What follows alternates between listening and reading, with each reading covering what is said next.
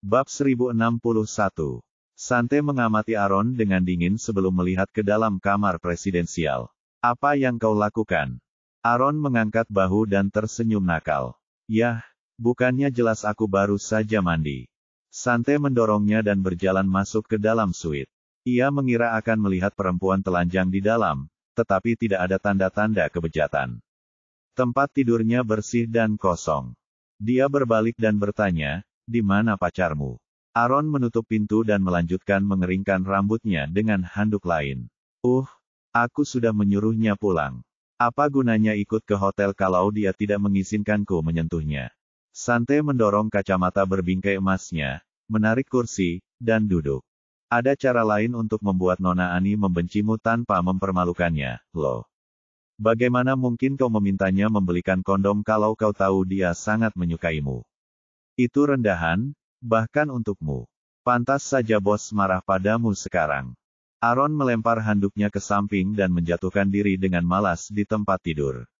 Sante, apa kau tidak merasa kau dan bos terlalu banyak menuntut dariku? Apa Nona Ani terlihat sudah menyerah padaku? Bagaimana caranya aku membuatnya menyerah tanpa membuatnya membenciku? Sante mengeluarkan ponselnya dan mengangguk padanya. Bangun dan pakai bajumu. Aaron melakukan apa yang dimintanya. Apakah kita akan pergi ke suatu tempat?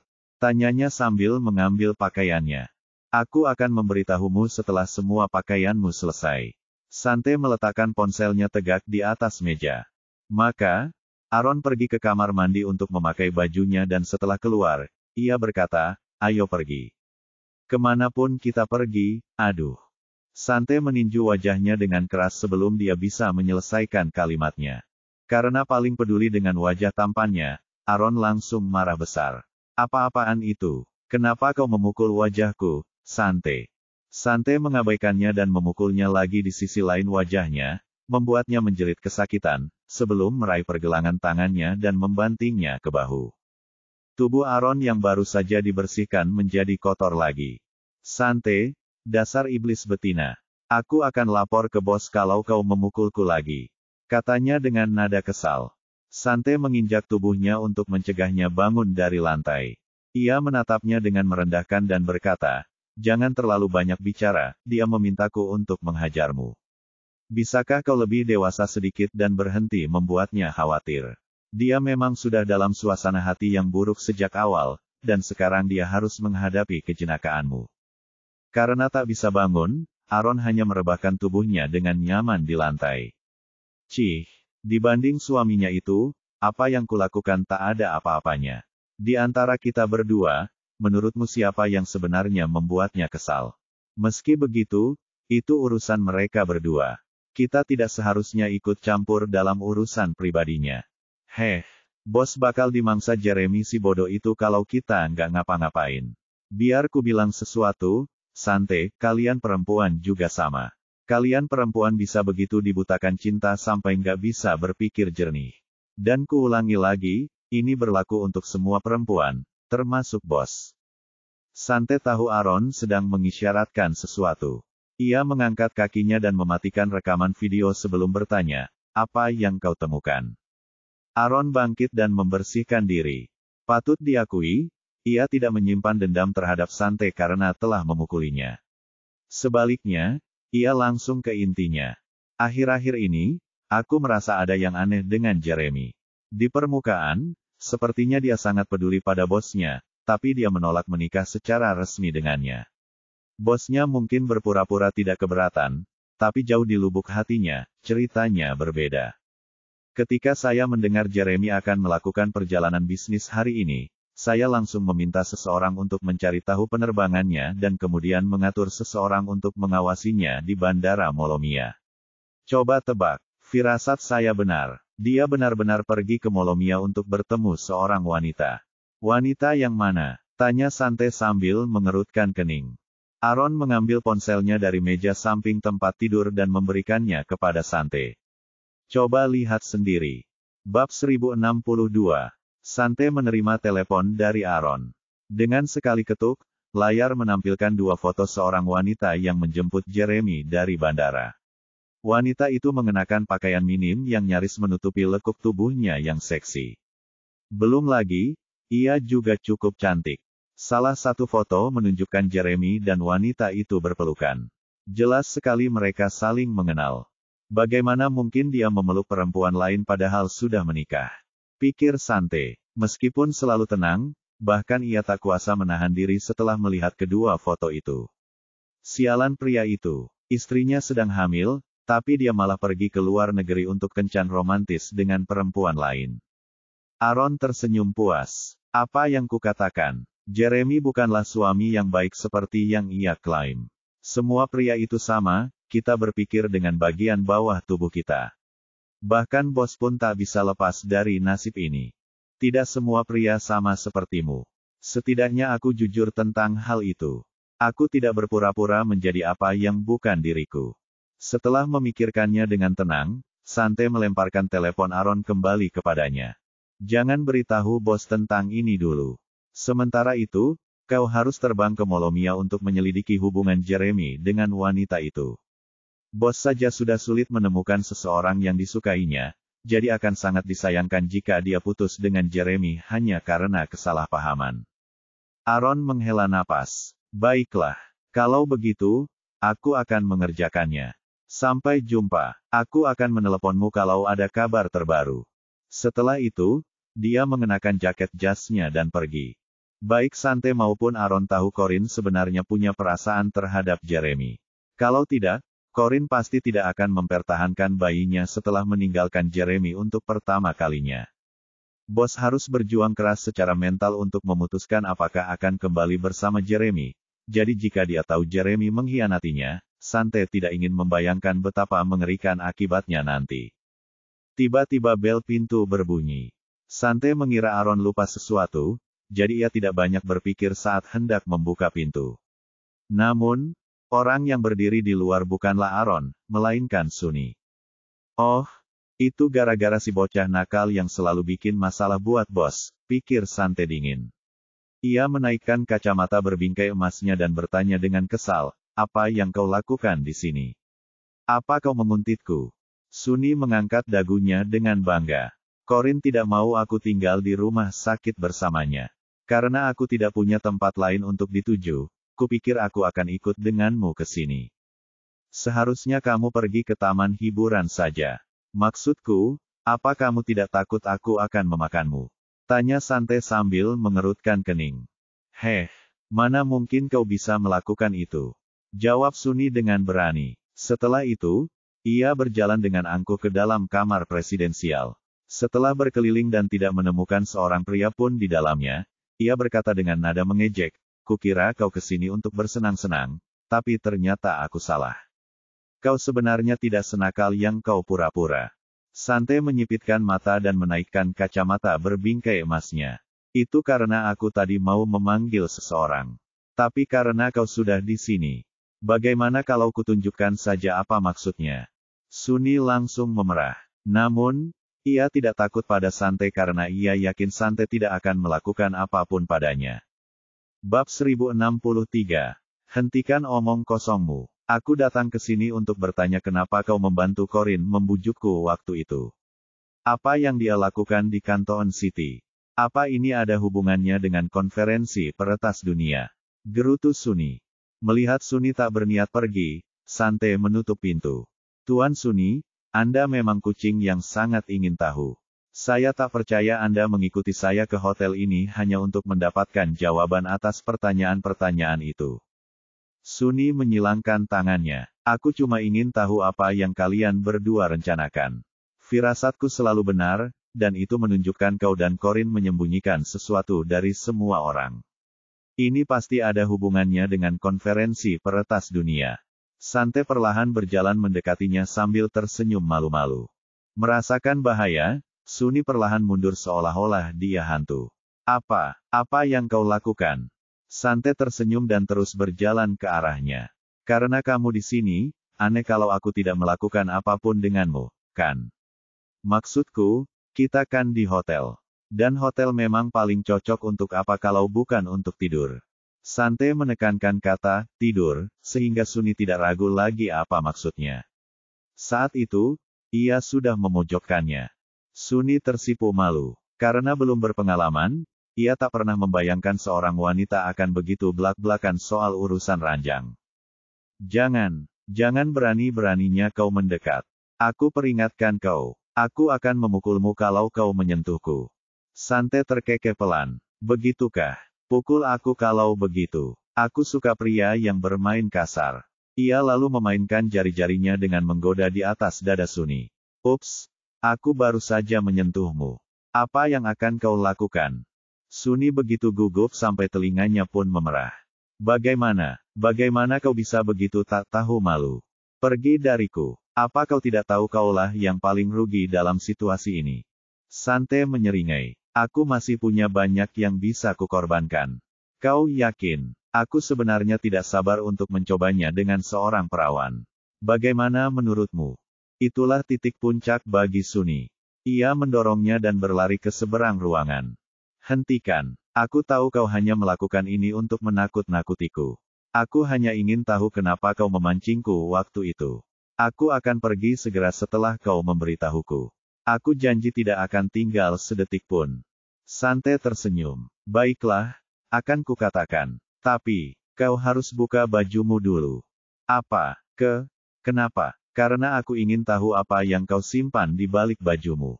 Kau harus tahu aku tidak memberikan informasi gratis. Tuan Suni, aku janji akan menceritakan semua yang kutahu asalkan kau mengizinkanku melihatmu telanjang. Kenapa kau tersipu dan kehilangan kata-kata? Suni hanya menunjuknya. Ia belum pernah bertemu perempuan setidak tahu malu seperti Sante, yang bisa meminta pria melepas pakaiannya seolah-olah itu bukan apa-apa. Aku nggak percaya Corin berteman sama dia.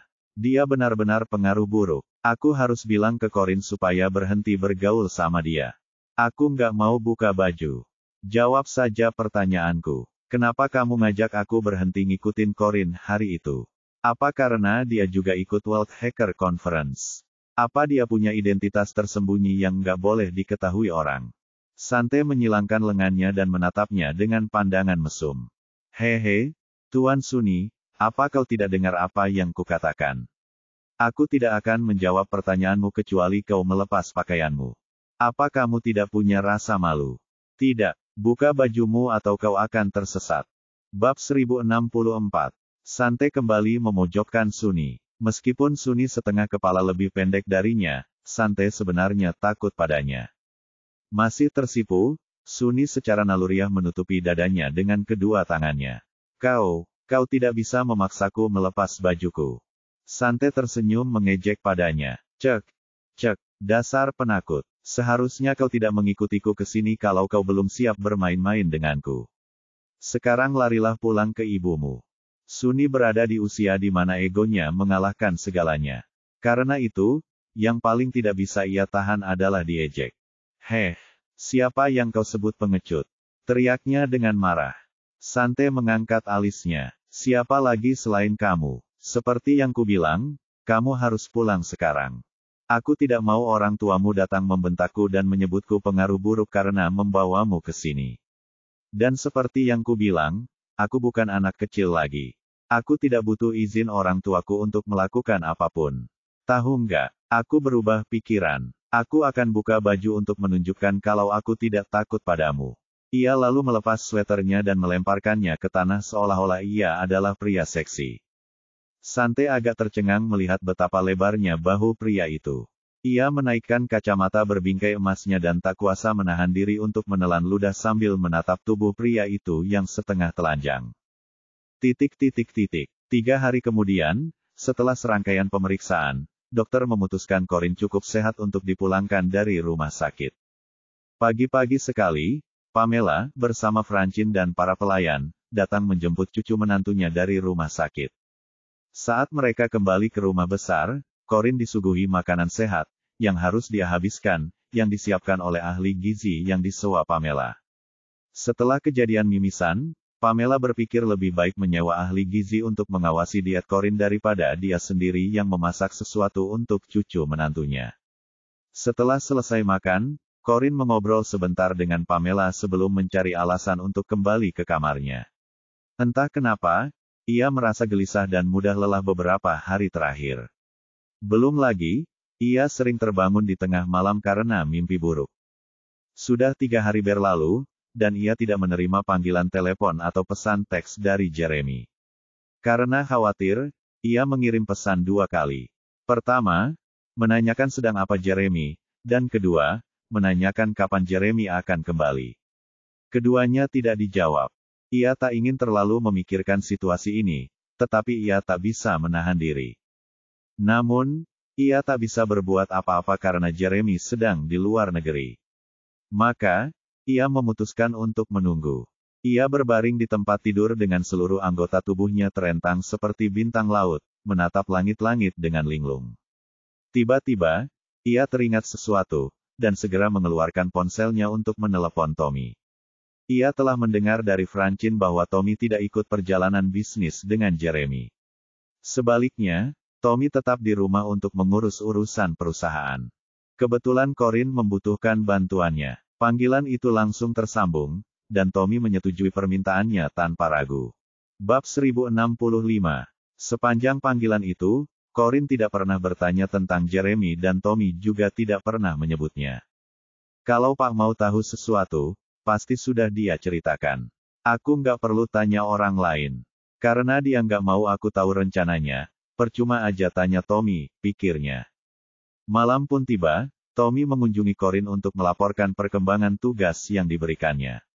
Karena tidak pantas untuk menerimanya di kamar tidur, Corinne memintanya untuk mengikutinya ke ruang kerja Jeremy. Nyonya, saya sudah pergi ke Riveras untuk meminta hak asuh Tuan Joey, kata Tommy dengan hormat. Corinne duduk santai di kursi kantor Jeremy, pipinya bersandar di tangannya. Dan apa kata mereka? Tuan Cedric dan Tuan Beatrice bilang Anda pernah membicarakan pengaturan hak asuh Tuan Joey kepada mereka sebelumnya. Setelah mempertimbangkan dengan saksama, mereka berdua merasa sebaiknya Anda dan Tuan Jeremy yang mengurusnya. Corinne mengangkat alisnya dan menatap Tommy. Jadi di mana dia? Kenapa kamu tidak membawanya ke sini? Corinne tak kuasa menahan diri untuk membayangkan dirinya dalam diri Joey. Kasihan anak itu. Dia terus-menerus dianiaya setelah Anya tak lagi membutuhkannya. Meskipun Tuan Cedric dan Tuan Beatrice setuju untuk membiarkanmu membawa Tuan Joey pergi, Nona Phoebe bersikeras untuk tetap bersamanya. Dia bilang sekarang Nona Anya sudah di penjara, dia tidak bisa kehilangan cucu satu-satunya. Dia bahkan sampai mengancam akan bunuh diri jika mereka membawa Tuan Joey pergi darinya. Corinne tidak mengasihani Phoebe. Ia hanya menganggap semua ini menggelikan. Jadi, kulihat dia berubah dari ibu yang baik menjadi nenek yang baik sekarang karena Anya tidak ada di sana untuk memerankan anak perempuan yang baik. Kapan dia ada saat Anya menyiksa Joey? Kurasa buah jatuh tidak jauh dari pohonnya. Keduanya sama-sama jahat. Ia tahu Joey akan menderita jika ia tinggal lebih lama dengan Phoebe. Belum lagi, ia berjanji akan mengeluarkannya. Setelah memikirkannya, dia bertanya, di mana Nona Phoebe sekarang? Aku ingin bertemu dengannya. Nona Phoebe telah dikirim oleh Tuan Cedric untuk tinggal di villa musim panas yang terletak di pedesaan. Tuan Joey juga ada di sana. Corinne mengangguk. Oke, atur seseorang untuk mengantarku ke villa musim panas besok pagi. Aku akan bicara dengan Phoebe tentang pengaturan hak asuh Joey. Tommy sedikit terkejut. Nyonya, sebaiknya Anda tidak bertemu dengan keluarga Rivera sendirian. Nona Phoebe mungkin akan melakukan sesuatu yang drastis kepada Anda sebagai balas dendam karena telah menangkap Anya. Belum lagi, Tuan Jeremy tidak akan pernah mengizinkan Anda bertemu Nona Phoebe jika dia ada di sini. Saat nama Jeremy disebut, Corinne langsung kesal. Oh, jadi aku butuh izinnya untuk pergi ke suatu tempat sekarang? Tanyanya sambil mengerutkan kening. Tommy menggelengkan kepalanya. Bukan begitu, Bu. Tuan Jeremy hanya mengkhawatirkan keselamatan Anda. Sebaiknya Anda menunggu sampai dia kembali sebelum berbicara dengan Nona Phoebe tentang pengaturan hak asuh Tuan Joey. Corinne mendengus. Kalau begitu, katakan padaku, kapan dia akan kembali? Tommy ragu-ragu selama 10 detik sebelum menjawab, aku juga tidak yakin. Sepertinya masalah di luar negeri lebih rumit dari yang kita duga, jadi dia butuh waktu untuk menyelesaikannya. Corinne tersenyum dingin. Aku bisa menunggu, tapi aku tidak yakin Joey bisa. Aku cukup yakin aku tidak perlu mengingatkanmu seperti apa Anya dan ibunya. Apa kau benar-benar berpikir Phoebe akan memperlakukan Joey dengan baik? Anak itu hanyalah pion yang tidak bersalah, dan secara hukum, dia putra Jeremy. Bisakah kau bertanggung jawab jika terjadi sesuatu padanya? Dengan baik. Bab 1066. Corin melambaikan tangannya. Kamu tidak perlu bilang apa-apa, aku sudah memutuskan. Suruh mobil menungguku jam 8 besok pagi. Dan jangan beritahu Nenek Pamela apapun tentang ini, aku tidak ingin dia khawatir. Meski Tommy enggan dengan rencana itu, ia tidak berusaha meyakinkannya. Sebaliknya, ia mengangguk dan berkata, "Baik, Bu. Itu saja untuk saat ini. Kamu boleh pergi sekarang." "Baik, Bu." Setelah Tommy pergi, Corin tetap duduk di kursi. "Aduh, capek banget," pikirnya sambil memijat pelipisnya. Ia ingin sekali meminta bantuan Aaron untuk mengurusnya, tetapi Aaron belum pulang dari seminar di luar negeri. Sante juga tidak ada di kota, dan Corin tidak ingin memintanya kembali untuk urusan sepele seperti itu. Jadi, hanya Tommy yang mengurus pengaturannya. Lebih baik lagi jika seorang anggota staf dari keluarga Holden membantu Corin meminta audiensi dengan Phoebe. Lagi pula, di antara mereka berdua, hanya Jeremy yang menjadi wali sah Joey. Semoga Phoebe tidak memperlakukan Joey terlalu kasar, pikir Corin sambil mengusap perutnya yang sedang hamil, seolah-olah itu akan membuat bayinya tumbuh lebih cepat.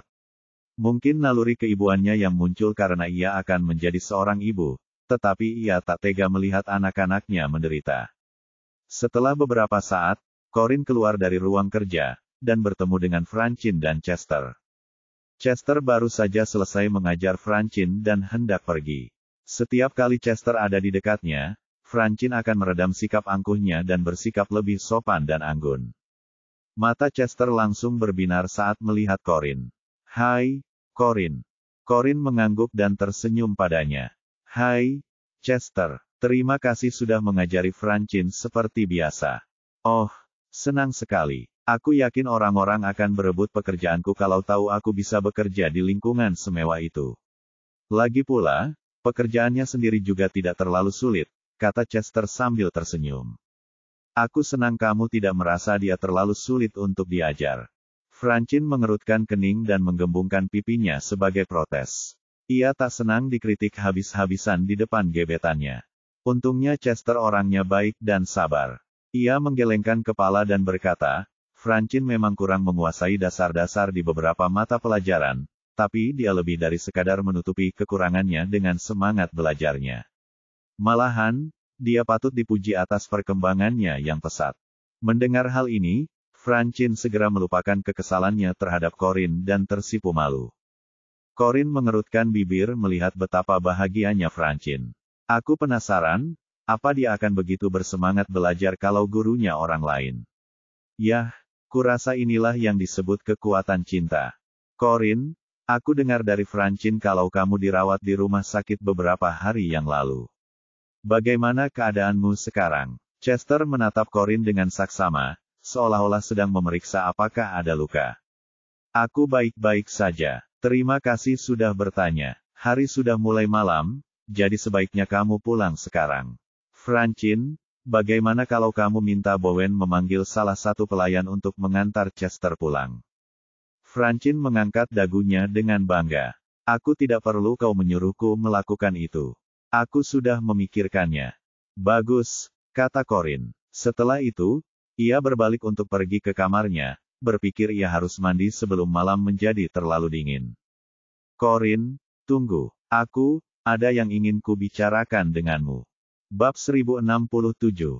Chester tiba-tiba berteriak di belakang Corin. Corin berhenti dan berbalik. Francine sedikit terkejut. Ia menatap Chester, lalu Corin dengan curiga. "Maksudku, kalau kau tak keberatan," kata Chester hati-hati saat Corin tak memberikan jawaban apapun. Corin berpikir sejenak sebelum mengangguk dan berkata, "Oke. Kita bisa bicara di luar halaman.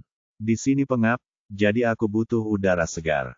"Tentu saja," kata Chester sambil mengangguk.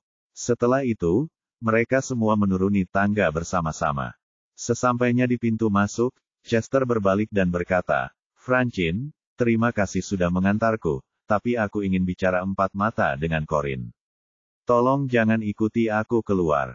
Meskipun Francine tidak senang dengan permintaan itu, dia tidak berani menolak Chester.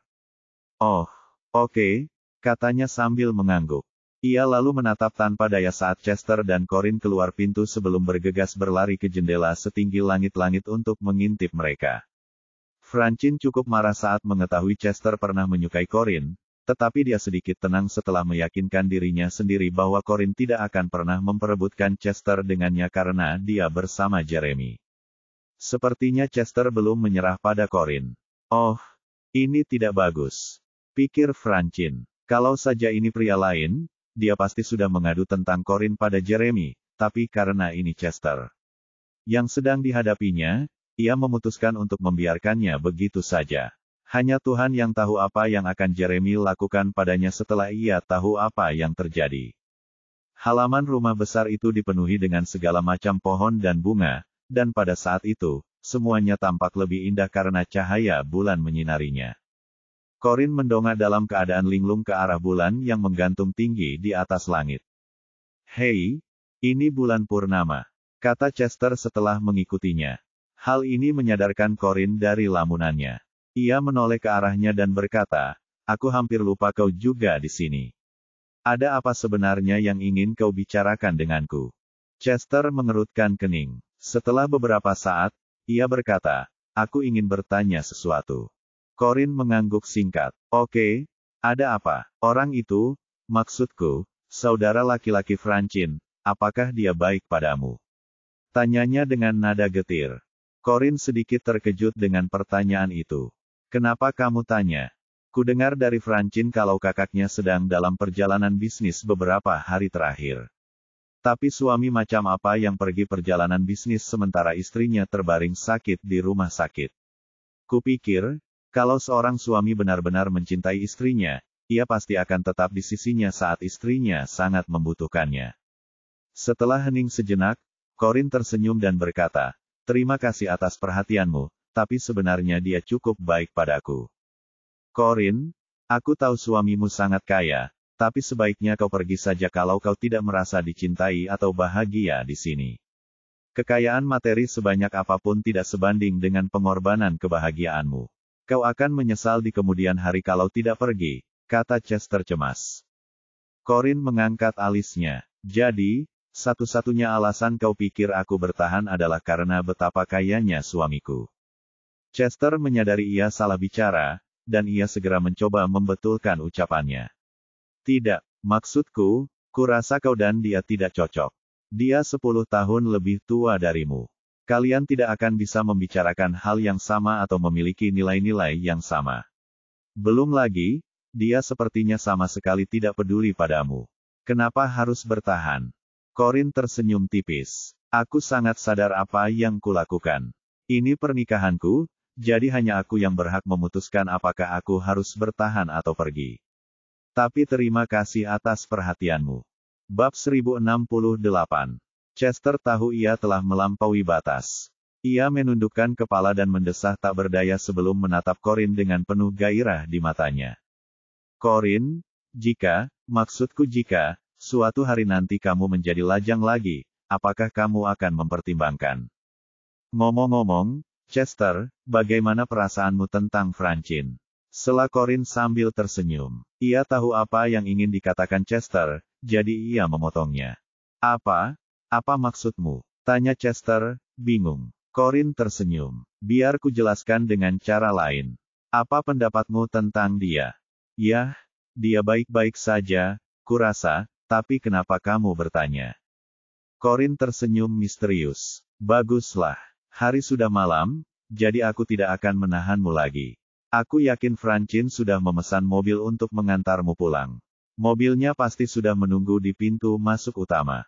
Cara Corin yang sopan namun tegas memintanya pergi membuat Chester kesulitan berkata apa-apa lagi. Karena itu, ia mengangguk sopan dan berjalan menuju pintu masuk. Setelah memperhatikan sosoknya yang menjauh sejenak, Corin mulai berjalan kembali ke dalam. Namun, begitu ia berbalik, ia melihat Francine bergegas menghampirinya dengan marah. "Hei, kamu, Apa yang baru saja kamu bicarakan dengan Chester? Tanyanya dengan sengit. Tidak ada. Corin lelah. Belum lagi, dia harus bangun pagi besok untuk pergi ke villa musim panas, jadi dia sedang tidak ingin berurusan dengan Francine. Tidak mudah terhalang, Francine membuka tangannya lebar-lebar untuk menghalangi Corin pergi. Kalau kamu tidak memberitahuku, aku akan menelepon Jeremy dan memberitahunya bahwa kamu diam-diam bertemu dengan pria lain di belakangnya. Corin menyilangkan tangannya dengan santai, mengangkat dagunya, dan tersenyum puas. Silakan, seharusnya sudah pagi di Molomia sekarang, jadi aku cukup yakin dia akan menjawab teleponmu. Francine hanya mengatakan apa yang ingin ia katakan untuk memaksa Corin menceritakan apa yang ingin ia ketahui. Namun, ia lupa bahwa Corin bukanlah perempuan biasa. Ia mungkin satu-satunya perempuan di dunia yang tidak takut pada Jeremy. Tetap saja, kata-kata itu telah keluar dari bibirnya, jadi dia tidak bisa mundur. Corin menguap. Nah, kamu mau telepon dia? Kalau tidak, bisa minggir dulu ya, biar aku bisa mandi sekarang. Aku mau telepon dia sekarang. Tapi, perlu kuingatkan, dia nggak akan semudah aku berurusan dengan orang lain. Saat Francine berbicara, dia mengeluarkan ponselnya dan menelepon Jeremy. Corin menyipitkan mata ke arah ponsel Francine. Ia tidak menyangka Francine akan benar-benar menelepon Jeremy karena ia dikenal takut padanya meskipun ia bertingkah nakal. Ia sebenarnya sedikit senang Francine memutuskan untuk menelepon Jeremy karena ia ingin tahu apakah Jeremy akan mengangkat teleponnya dan apa yang akan dikatakannya jika Jeremy mengangkat teleponnya.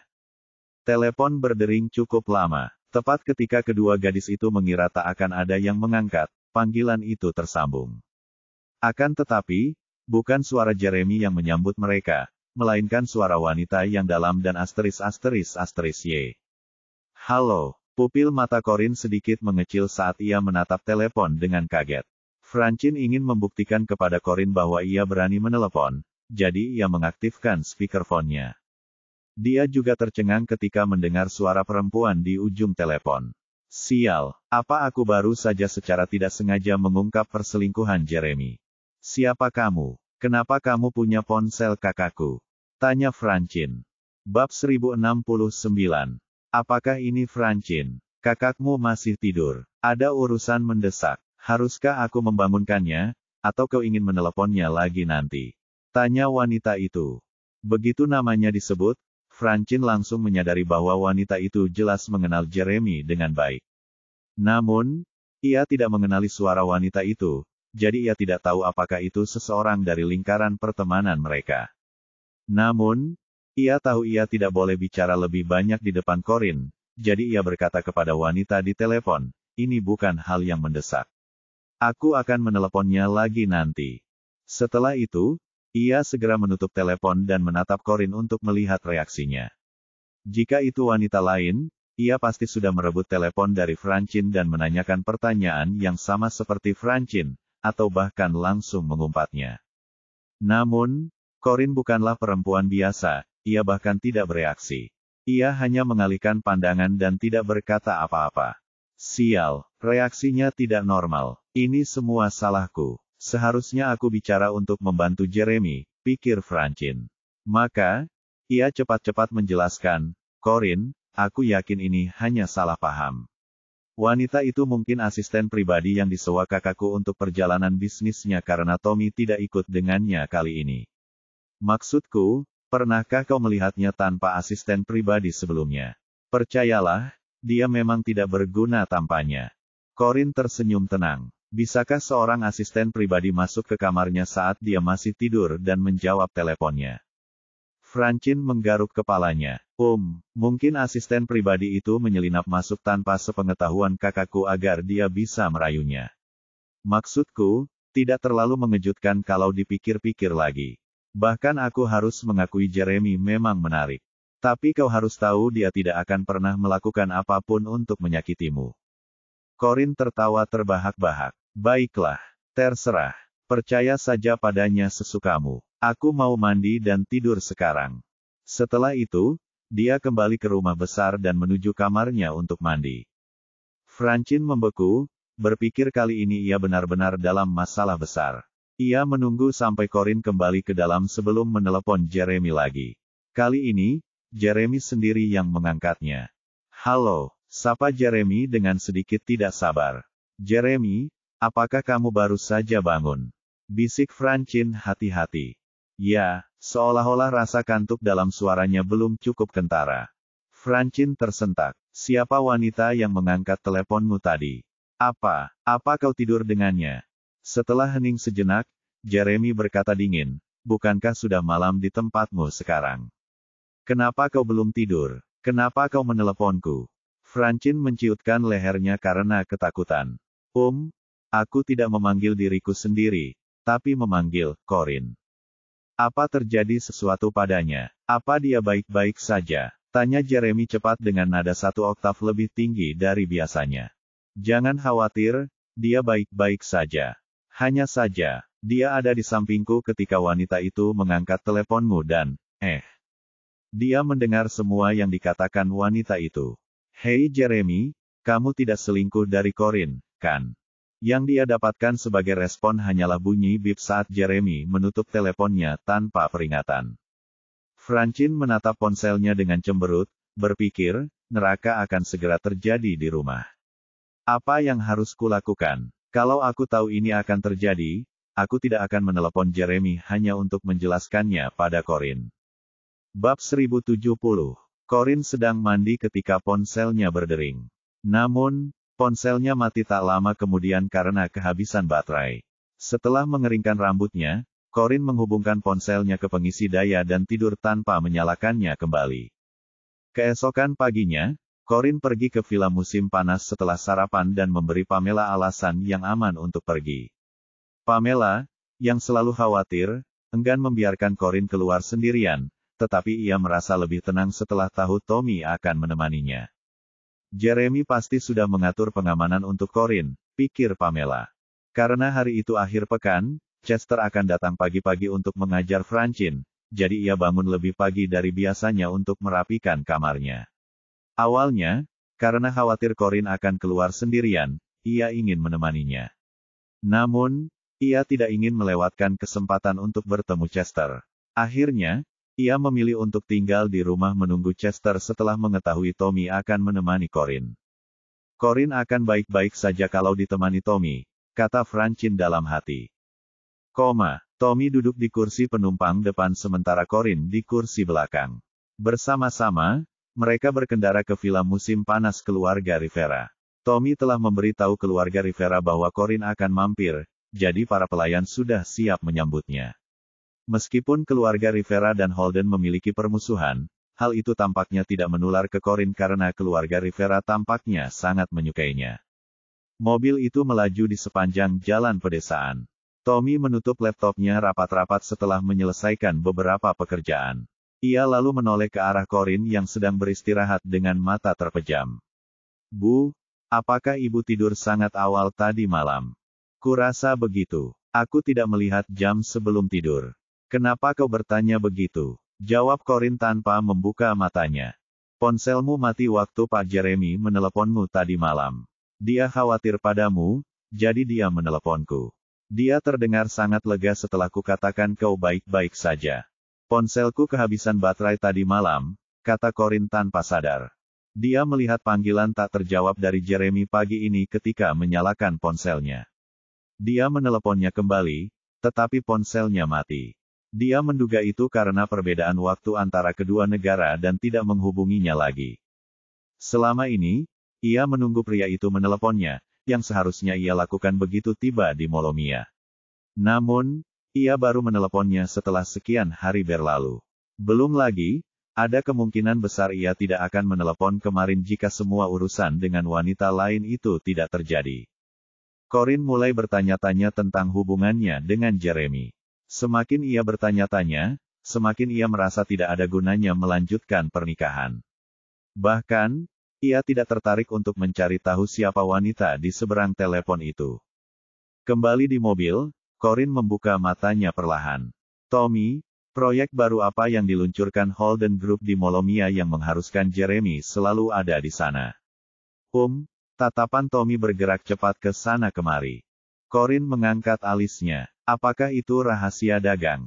Tommy masih tidak tahu bagaimana menjawabnya. Corin benar-benar kesal karena tak ada respons darinya, jadi ia kembali menutup mata. Lupakan saja, anggap saja aku tidak bertanya. Khawatir ibu sedang marah, Tommy segera menjelaskan, Bu, ini bukan rahasia dagang. Kalaupun rahasia dagang, Pak Jeremy tidak akan merahasiakannya dari Anda.